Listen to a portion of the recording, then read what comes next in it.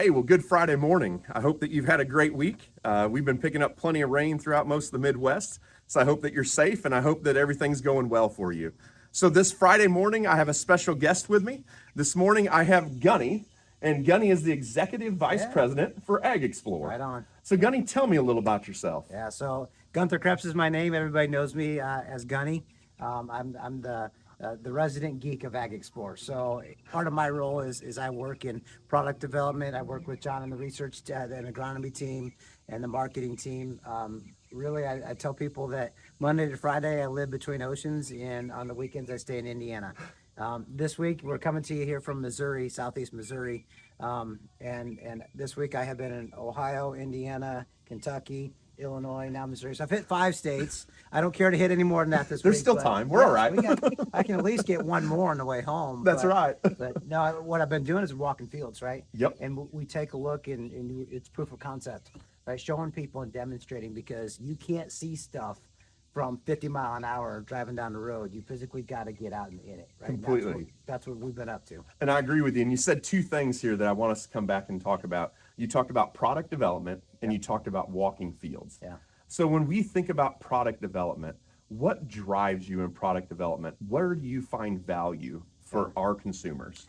You know, guys, so I've been in agronomy for 87 years, as long as I've been married, right? So, but it's pushing 25 years that I've been in it.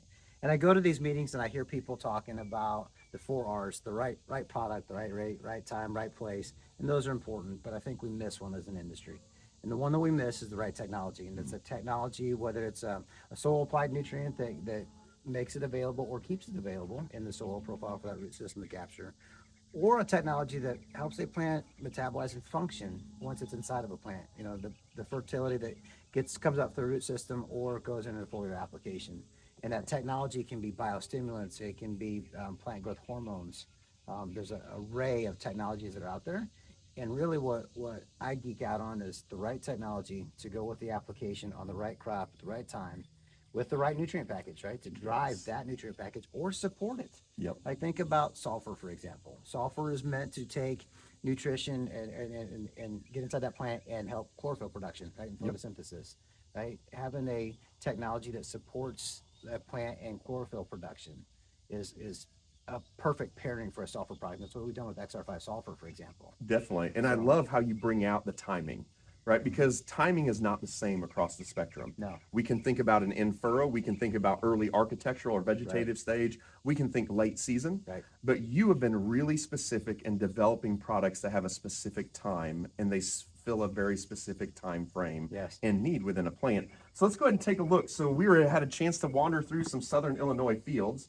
And like Gunny was saying, when we drove by, it's not that we could see a massive height difference in the soybeans, but once we wandered out in there, what we saw was major differences in branching, flowering numbers, and pod set on some very, very early soybeans. So Gunny, let's go ahead and grab these plants, and I'd love for you to walk us through what do you like to look for. So Gunny's holding the untreated soybean plant. We've already pulled all the trifoliates because it really lets us see the structure. I love that idea that we go through. So Gunny, walk me through, what are you looking at on these plants? Yeah, so I always start from the bottom up, start at the root system. Today I'm going to focus more on the biomass above ground, right? Yep. So we'll skip the root system conversation for today. Yep. But when I'm looking at stem diameter on the soybeans, I'm looking at branching. You know, these side branches that we have, those auxiliary branches that we have, the main ones that are coming off, like we discussed earlier, you can have up to 6, right? This one's got 1 on it. So this is the untreated. So if you guys can see this, we're sitting here on an untreated. I'm looking at pod set. Yep. These soybeans today are an R3. Soybeans are, you know, when you still have the flowers in the upper 4 nodes, they're sitting there at R3. It's got some pods down here, and it had, what we count, 4 of them, 3, 4 of them, that were fully developed and starting to grow. And I'm looking for my budding. I mean, where am I with setting buds, setting those flowers, those fruiting sites? It's things that I'm looking for. And I love that you talked about those axillary, those secondary branches, because when we think about, man, where are my options for flowers and where do I get pod development and then eventually the fruit itself, we have to have those secondary branches because it's all about the opportunity. And you've talked in the past and used this awesome example of setting a table, right? And so really what you're doing is you're setting the table for later on in the growing season. Exactly right. You're inviting everybody in. It's going to be room for all your friends to be there. Yep. All right, so now walk us through the architect treated plant. Now I want to set a little bit of stage here. These were in the exact same field. And what the producer had done for us is they left a 120-foot untreated segment right down the middle of the field, but they treated everything else. We went out there with an intern and with the producer, and they told us when to stop, and we stopped, and I pulled them off my right foot. Gunny likes to pull them off the left foot. Yep. It doesn't matter, but it's random. And so walk me through now what we're seeing, exact same field, 60 feet apart. Yep. So starting from the ground up, omitting the root system in this conversation, but this stem diameter, and that is significant, folks.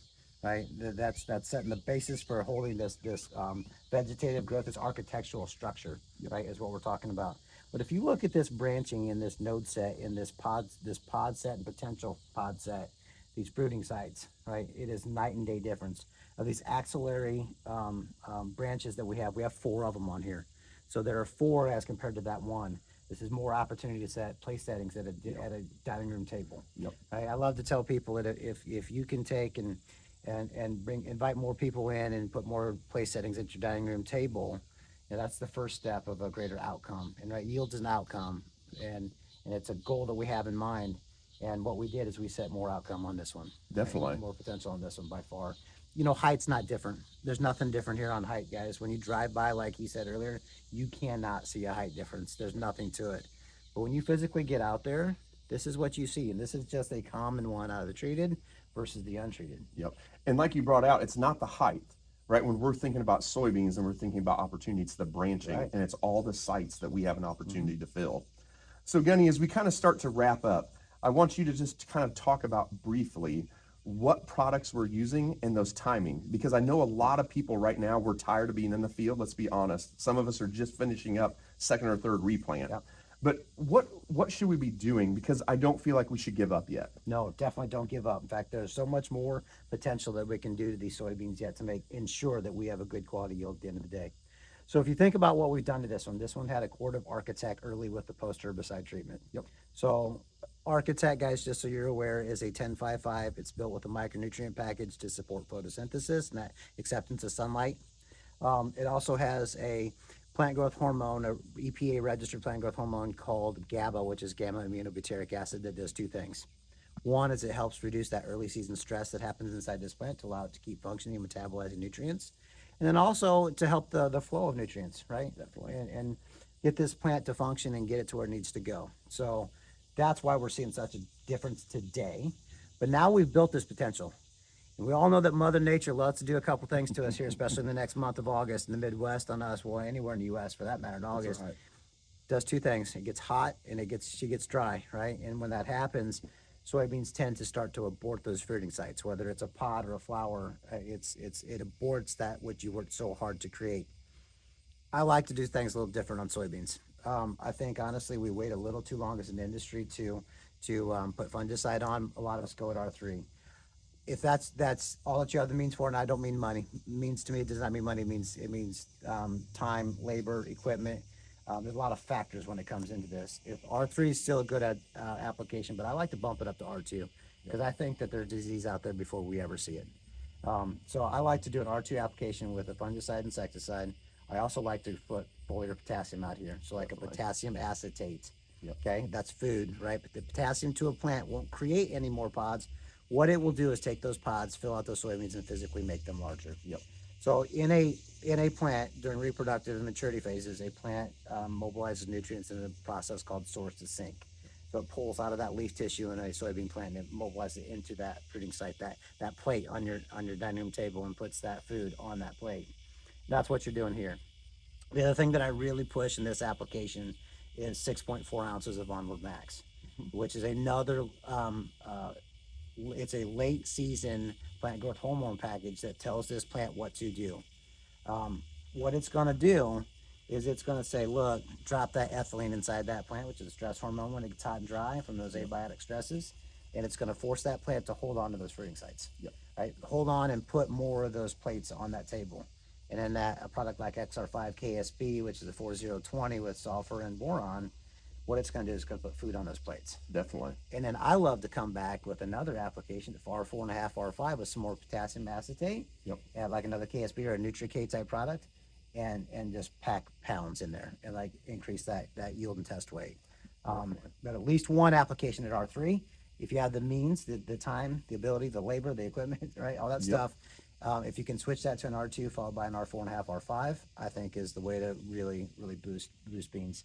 First year I did it was 2020. I had 500 acres with a cooperator in Indiana that had 62-pound test weight on soybeans. I'm not saying you'll see that every single year, but guys, we haul weight out of the field, right? We don't want to haul volume. We don't want light soybeans. We want heavy beans. We want heavy corn, right? Definitely. So there's a lot that we can still do. We're set up for success right here. This is going to drive home if we don't stop.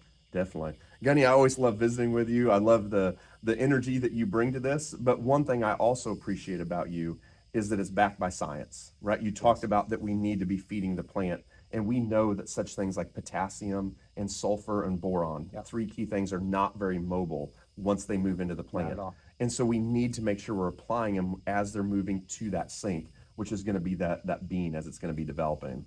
So I really appreciate that about you. It's not just let's go dump it out there. There's a time, there's a reason, there's a right rate, and the right technology. There's a why. Yep. So Gunny, I appreciate your time. Appreciate it, man. I look forward to it. Thank you.